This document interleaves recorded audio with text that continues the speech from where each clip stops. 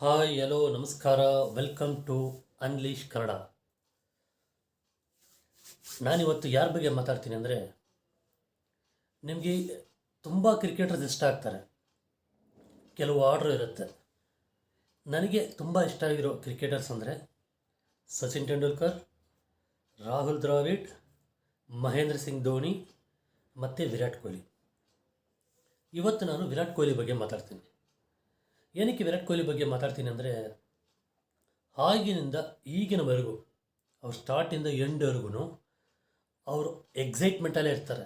ಯಾವಾಗಲೂ ಆ ಟೆಂಪ್ರಮೆಂಟ್ ಇರುತ್ತೆ ಮತ್ತು ಆ ಕಾನ್ಫಿಡೆನ್ಸ್ ಇರುತ್ತೆ. ಅವ್ರ ಕಣ್ಣಲ್ಲಿ ಒಂದು ಫೈರ್ ಇದೆ. ಇದನ್ನು ನೀವು ಎಷ್ಟು ಜನ ಒಪ್ತಿರೋ ಬಿಡ್ತಿರೋ ಗೊತ್ತಿಲ್ಲ, ಥಿಂಕ್ ಮಾಡಿ. ಆಗ ಸ್ಟಾರ್ಟಿಂಗಲ್ಲಿ ಹೇಗೆ ಆಡ್ತಾಯಿದ್ರು, ಈಗಿನವರೆಗೂ ಹಾಗೆ ಆಡ್ತಾಯಿದ್ದಾರೆ. ಅವರು ರಣಜಿ ಟ್ರಾಫಿ ಆಡ್ತಾ ಇರುವಾಗ ಒಂದು ಸ್ವಲ್ಪ ಫಿಟ್ಟಾಗಿದ್ದರು. ಆಮೇಲೆ ಸ್ವಲ್ಪ ಇನ್ಬಿಟ್ವೀನಲ್ಲಿ ಸ್ವಲ್ಪ ಚಬ್ಬಿ ಆಗ್ಬಿಟ್ರು. ಆವಾಗ ಮಿರರಲ್ಲಿ ಹೋಗ್ಬಿಟ್ಟು ಅವ್ರನ್ನ ಬೈತಾ ಇದ್ರಂತೆ, ಉಗಿತಾ ಇದ್ರಂತೆ. ಏನಕ್ಕಂದರೆ ಫಿಟ್ನೆಸ್ ಇರಲಿಲ್ಲ ಅಂತ. ಕೆಲವರು ಹೇಳಿದ್ರಂತೆ, ಪರವಾಗಿಲ್ಲ, ಏನು ನೀನು ಚೆನ್ನಾಗಿ ಆಡ್ತಾ ಇದೆಯಲ್ವಾ, ನೋಡು ಚಬ್ಬಿಯಾಗಿ ನೀನು ಒಬ್ಬನೇ ಅಲ್ಲ ಇರೋದು, ಸಚಿನ್ ಇದ್ದಾರೆ, ಸೇವಾಗ್ ಇದ್ದಾರೆ, ಅವ್ರಿಗೆಲ್ಲ ಕಂಪೇರ್ ಮಾಡಿ ನೀನು ಅಷ್ಟು ಚಬ್ಬಿ ಇಲ್ಲ ಅಂತ ಹೇಳಿದ್ರು. ಆದರೂ ಅವ್ರ ಮನಸ್ಸು ಅವ್ರಿಗೆ ಒಪ್ತಾ ಇರಲಿಲ್ಲಂತೆ. ನಾವು ಫಸ್ಟು ಫಿಟ್ಟಾಗಿದ್ರೇ ನಮ್ಮ ಆಟನೂ ಸ್ವಲ್ಪ ಚೆನ್ನಾಗಿರುತ್ತೆ ಅಂತ ಅವ್ರ mindset. 2003 match, India versus Australia world cup. ಆ ಮ್ಯಾಚ್ ನಡೆಯೋವಾಗ ಫೈನಲಲ್ಲಿ ಇಂಡಿಯಾ ಸೋತೋಗುತ್ತಂತೆ. ಆವಾಗ ಅವ್ರು ವಿರಾಟ್ ಕೊಹ್ಲಿ ಅವ್ರ ತಂದೆ ತುಂಬ ಫೀಲ್ ಮಾಡೋದ್ರಂತೆ. ಅಯ್ಯೋ, ನಾನು ಇರೋವಾಗಲೇ ಇಂಡಿಯಾ ವಿನ್ನರೇ ಚೆನ್ನಾಗಿರೋದು ಅಂತ ಹೇಳಿದಂತೆ. ಆಗ ವಿರಾಟ್ ಕೊಹ್ಲಿ ರಣಜಿ ಟ್ರಾಫಿ ಆಡ್ತಾಯಿರಂತೆ. ಆವಾಗ ಹೇಳಿದಂತೆ, ಇಲ್ಲಪ್ಪ, ಏನು ಬೇಜಾರಾಗಬೇಡಿ, ಖಂಡಿತ ನಾನು ರಿಟೈರ್ಮೆಂಟ್ ಆಗೋಷ್ಟರಲ್ಲಿ ವರ್ಲ್ಡ್ ಕಪ್ ವಿನ್ ಆಗ್ತೀನಿ, ಆ ವರ್ಲ್ಡ್ ಕಪ್ ಟೀಮಲ್ಲಿ ನಾನು ಇದ್ದೇ ಇರ್ತೀನಿ ಅಂತ ಹೇಳಿದ್ರು. ಅದು ನಡೀತು ಅಲ್ವಾ. 2006 ಇವರು ರಣಜಿ ಟ್ರಾಫಿ ಆಡ್ತಾ ಇರುವಾಗ ಒಂದು ಮ್ಯಾಚು, ಇಂಡಿಯಾ ರಣಜಿ ಟ್ರಾಫಿಯಲ್ಲಿ ಇವರು ಡೆಲ್ಲಿ ಮೇಲೆ ಆಡ್ತಾರೆ, ಡೆಲ್ಲಿ ವರ್ಸಸ್ ಕಲ್ಕಟ್ಟ. ಆವಾಗ 40 runs test match, 40 runs not out ಆಗಿದ್ರಂತೆ. ಆಗ ಅವ್ರಿಗೊಂದು ಫೋನ್ ಕಾಲ್ ಬರುತ್ತೆ ಸಡನ್ನಾಗಿ, ಈ ಥರ ನಿಮ್ಮ ತಂದೆ ತುಂಬ ಸೀರಿಯಸ್ ಆಗಿದ್ದಾರೆ ಅಂತ. ಸೊ ಫಸ್ಟ್ ಇನ್ನಿಂಗ್ಸ್ ಆಡ್ಬಿಟ್ಟು ಹೋಗ್ಬಿಟ್ಟಿದ್ದಾರೆ. ಹೋಗಿ ಮಾತಾಡ್ತಾ 2006 ಹೇಳಿದ್ನಲ್ಲ, ಬೆಳಿಗ್ಗೆ 3 ಗಂಟೆಗೆ ಅವ್ರ ಶೋಲ್ಡ್ರಲ್ಲೇ ಪ್ರಾಣ ಬಿಟ್ಟಿದ್ದಾರೆ ಅವ್ರ ತಂದೆ. ಥಿಂಕ್ ಮಾಡಿ ಎಷ್ಟು ಫೀಲ್ ಆಗಿರ್ಬೋದು ಅಂತ ಅಲ್ವಾ. ಸೊ ಆದ್ರೂ ಅವ್ರದ್ದು ಕಾರ್ಯವೆಲ್ಲ ಮುಗಿಸಿ 3ನೇ ದಿನಕ್ಕೆ ಬಂದು ಅದೇ ಟೆಸ್ಟ್ ಕಂಟಿನ್ಯೂ ಮಾಡಿ 90 ರನ್ಸ್ ಹೊಡೆದ್ರಂತೆ ಅವರು. ಇದನ್ನು ಒಂದು ಇಂಟರ್ವ್ಯೂಲ್ಲಿ ಅವರೇ ಹೇಳಿದ್ದಾರೆ. ಅದಕ್ಕೆ ಯಾರು ಇನ್ಸ್ಪಿರೇಷನ್ ಅಂದರೆ, ವರ್ಲ್ಡ್ ಕಪ್ಪಲ್ಲಿ ಒಂದು ಸಲ ಸಚಿನ್ ಅವರು ಆಡ್ತಾ ಇದ್ದಾರೆ, ಕೆನ್ಯಾ ಮ್ಯಾಚಿಗೆ ಬಿಫೋರ್ ಮ್ಯಾಚ್ ಅವ್ರಿಗೊಂದು ನ್ಯೂಸ್ ಬರುತ್ತೆ, ಈ ಥರ ನಿಮ್ಮ ತಂದೆ ತೀರ್ಕೊಂಡಿದ್ದಾರೆ ಅಂತ ನ್ಯೂಸ್ ಬರುತ್ತೆ. ಸರಿ ಅಂತ ಇಮ್ಮಿಡಿಯೇಟಾಗಿ ಹೊರಟಿದ್ದಾರೆ. ಹೊರಟುಬಿಟ್ಟು ಅವರು ಮನ್ಸು ಮಾಡಿದರೆ ನೆಕ್ಸ್ಟ್ ಮ್ಯಾಚ್ ಕೆನ್ಯಾದೇ ಅಲ್ವಾ, ನಾನು ಇದೆಲ್ಲ ಮುಗಿಸ್ಕೊಂಡು ನೆಕ್ಸ್ಟ್ ಮ್ಯಾಚ್ಗೆ ಹೋಗ್ಬೋದು ಅಂತ ಹೋಗ್ಬೋದು. ಬಟ್ ಹೋಗಿಲ್ಲಂತೆ. ಅವ್ರ ಕಾರ್ಯನ 3 ದಿವಸಕ್ಕೆ ಮುಗಿಸ್ಬಿಟ್ಟು ಕೆನ್ಯಾ ಮ್ಯಾಚಲ್ಲಿ ಬಂದು ಸೆಂಚುರಿ ಮಾಡಿದ್ರು. ಆ ಒಂದು ಇನ್ಸ್ಪಿರೇಷನ್ ಇತ್ತಂತೆ.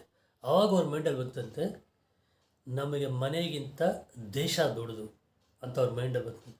ಅಟ್ಲೀಸ್ಟ್ ನಾನು ನಮ್ಮ ಇದಕ್ಕೋಸ್ಕರ ರಾಜ್ಯಕ್ಕೋಸ್ಕರ ಆಡ್ತಾಯಿದ್ದೀನಿ, ನಾನು ವಿನ್ ಆಗಬೇಕು ಅಂತ ಹೇಳ್ಬಿಟ್ಟು ಹೊರಟಂತೆ. ಇಷ್ಟ ಆಯಿತಾ. ಇದಾದಮೇಲೆ ಅವ್ರು ಫಿಟ್ನೆಸ್ಗೆ ಫೋಕಸ್ ಮಾಡಿದ್ರು ಅಂದರೆ ಆ ಲೆವೆಲ್ ಫೋಕಸ್ ಮಾಡಿದ್ರು. ಡಯಟಿಂಗ್ ಸ್ಟಾರ್ಟ್ ಮಾಡಿದ್ರು.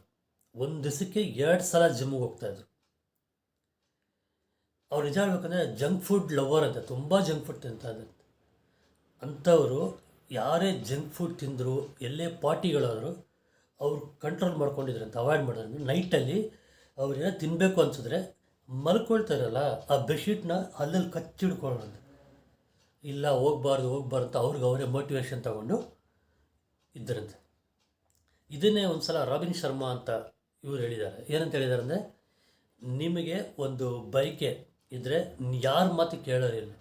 ನಿಮ್ಮ ಇನ್ನರ್ ಥಾಟ್ಸ್ ಏನು ಹೇಳುತ್ತೋ ಅದನ್ನು ಕೇಳಿ. ಇದನ್ನೇ ಗೌತಮ ಬುದ್ಧನ ಹೇಳಿದ್ರು. ಯಾವಾಗಲೂ ನಿಮ್ಮ ಇದರಲ್ಲಿ ಒಂದು ಬರ್ನಿಂಗ್ ಡಿಸೈರ್ ಇರಬೇಕು. ಆ ಡಿಸೈರ್ಗೆ ಯಾವಾಗಲೂ ಎಣ್ಣೆ ಉಯ್ತಾ ಇರಿ. ಆ ಬೆಂಕಿ ಹಾಗೇ ಇರಬೇಕು. ನಿಮ್ಮ ಇನ್ನರ್ ಸೋಲ್ ಏನು ಹೇಳ್ತಾ ಇರೋದು ಆ ಮಾತನ್ನು ಕೇಳಿ ಅಂತ ಹೇಳಿದರು ಬುದ್ಧ.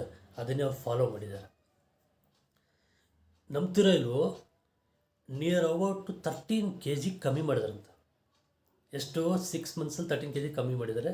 ಈಗಿನವರು ಅವರು ಜಂಕ್ ಫುಡ್ನ ಇದು ಹತ್ರನೇ ಸೇರಿಸಲ್ವಂತೆ. ಯಾವಾಗಲೂ ರೇರಾಗಿ ಇದು ಮಾಡ್ತಾರಂತೆ.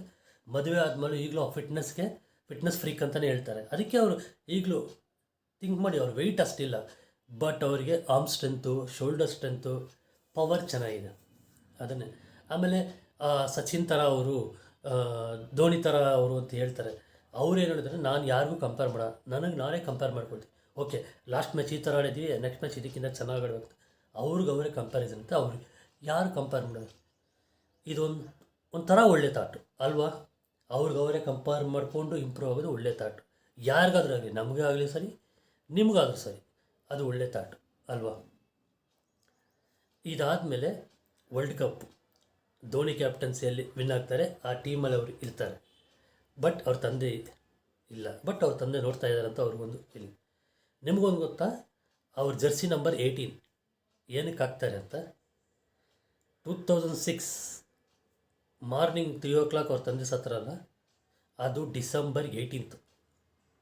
ಸೊ ಆ 18ನ ಹಿಂದೆ ಹಾಕ್ಕೊಂಡು ಆ ಜರ್ಸಿ ನೋಡೋವಾಗಲೆಲ್ಲ ಅವ್ರ ತಂದೆ ಹೇಳಿದ ಜ್ಞಾಪಕ ಬರುತ್ತೆ ಅಂತ ಹೇಳ್ಬಿಟ್ಟು ಅದನ್ನ ಹಾಕ್ಕೊಂಡಿರ್ತಾರೆ. ಇದೆ 18 ಅವ್ರ ನಂಬರ್ದು ಸೀಕ್ರೆಟ್ ಆಯಿತಾ? ಇದೆಲ್ಲ ಆಯಿತು. ಅವ್ರ ಮದುವೆನೂ ಆಯಿತು.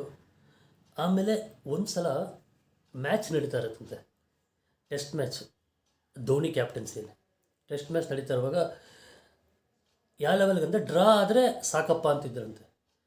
ಬಟ್ ಅವ್ರೇನು ವಿರಾಟ್ ಕೊಹ್ಲಿ ಮೈಂಡಲ್ಲಿ ವಿನ್ ಆಗಬೇಕು ಅಂತ ಇದು ಮಾಡಿದ್ರಂತೆ, ವಿನ್ ಆಗಲೇಬೇಕು ಅಂತ. ಈ ಥಾಟು ಧೋನಿ ಅವ್ರಿಗೆ ಅವ್ರು ಹೇಳಿದ್ರಂತೆ, ಈ ಥರ ನಾವು ವಿನ್ ಆಗಬೇಕು, ಡ್ರಾ ಬೇಡ, ವಿನ್ ಆಗಬೇಕು ಅಂತ. ಇದನ್ನು ಒಂದು ಸಲ ರೈನಾ ಅವ್ರು ಹೇಳಿದಾರಂತೆ, ಮ್ಯಾಗ್ಝಿನಲ್ಲಿ ಹೇಳಿದ್ದಾರೆ. ಧೋನಿ ಬಂದು ನಮಗೆ ಹೇಳಿದರು, ಈಗ ಇಂಡಿಯಾ ಜರ್ಸಿ, ಬ್ಲೂ ಜರ್ಸಿ ಹಾಕ್ಕೊಂಡು ನಾನು ನೀನೊಂದು ಸೆಲ್ಫಿ ತೊಗೊಳ್ಳೋಣ ಅಂತ ರೈನಾಗ ಹೇಳಿದಂತೆ. ಸೆಲ್ಫಿ ತೊಗೊಂಡ್ಮೇಲೆ ಏನಕ್ಕೆ ಅಂದರೆ, ಇವತ್ತೇ ನಾನು ಲಾಸ್ಟ್ ಡೇ ಜರ್ಸಿ ಹಾಕೋದು.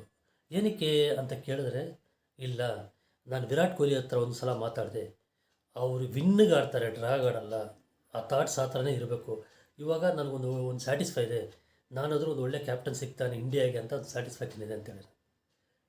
ಅವಾಗ ಥ್ಯಾಂಕ್ ಮಾಡಿ, ಧೋನಿಗೂ ಸ್ಯಾಟಿಸ್ಫೈ ಇತ್ತು. ಧೋನಿನ ಅವ್ರು ಯಾವುದೇ ಕಾರಣಕ್ಕೂ ಕೊಹ್ಲಿ ಬಿಟ್ಕೊಡಲ್ಲ. ಈವನ್ ಸಚಿನ್ಗೂ ಅವ್ರು ಕಂಪೇರ್ ಮಾಡೋಕ್ಕೆ ಹೋಗಲ್ಲ. ಯಾರಾದರೂ ಕಂಪೇರ್ ಮಾಡಿದ್ರೆ, ಇಲ್ಲ, ನಾನು ಆಡೋ ಟೈಮೇ ಬೇರೆ, ಸಚಿನ್ ಆಡಿದ ಟೈಮೇ ಬೇರೆ, ಅವ್ರಿಗೆ ನನಗೆ ಕಂಪ್ಯಾರಿಸನ್ ಇಲ್ಲ. ಅದೇ ಆ ಥರ ಒಳ್ಳೆ ಮನಸ್ಸಿಂದನೇ ಅವ್ರು ಈ ಲೆವೆಲ್ಗೆ ಇಂಪ್ರೂವ್ ಆಗಿದ್ದಾರೆ. ಈ ಫ್ಯಾನ್ ಫಾಲೋಯಿಂಗ್ ಇದೆ.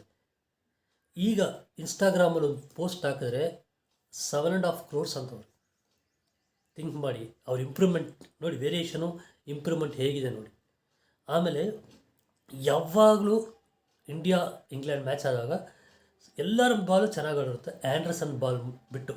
ಯಾಕಂದರೆ ಔಟ್ಸೈಡ್ ಆಫ್ ಸ್ಟಂಪ್ ಹಾಕಿದ್ರೆ ಔಟ್ ಆಗ್ಬಿಡ್ತಾರೆ. ಅದು ಎಸ್ಪೆಷಲಿ ಆ್ಯಂಡರ್ಸನ್ಗೆ. ಏನಕ್ಕೆ ಹಿಂಗೆ ಆಗ್ತಾಯಿದೆ ಅಂತ ಥಿಂಕ್ ಮಾಡಿ ಫಿಕ್ಸ್ ಆಗಿ ಒಂದು ಸಲ 540 runs ಹೊಡೆದ್ಬಿಟ್ಟು ಆ್ಯಂಡರ್ಸನ್ ಬಾಲ್ಗೆ ಸರಿಯಾಗಿ ಹೊಡೆದ್ರು ಅವರು. ಇದೇ ಅವ್ರ ಇಂಪ್ರೂವ್ಮೆಂಟ್. ಈಗ ನೋಡಿ, highest run getter, highest 50s Sachin record break ಮಾಡಿದ್ರು. ಆದರೂ ಅವ್ರ ಹಂಬಲ್ನೆಸ್ ಹಾಗೆ ಇದೆ, ದೊಡ್ಡವರು ರೆಸ್ಪೆಕ್ಟ್ ಕೊಡೋದು ಹಾಗೆ ಇದೆ.